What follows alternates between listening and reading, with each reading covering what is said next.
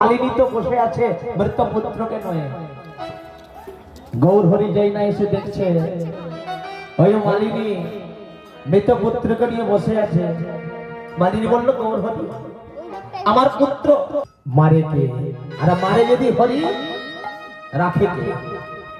আজকে দেখুন কি হলো, ভগবানের এমন লীলা, চক্রধারী এমন হরি চতুরের সার, তার চক্র বুঝতে পারে এমন শান্তিকার, যার চক্রে কাটা হয়েছিল নাক, যার চক্রে মান্যমণি পশ্চাৎ ভাবে শুন, যার চক্রে হরিশ্চন্দ্র দানি হলো ঘাটে, যার চক্রে পরশুরামা মায়ের মাথা কাটে, এমন চক্র কালের চক্র পড়েছে যেখানে আর বুঝিতে পারে কি সে আমার মানব জীবন।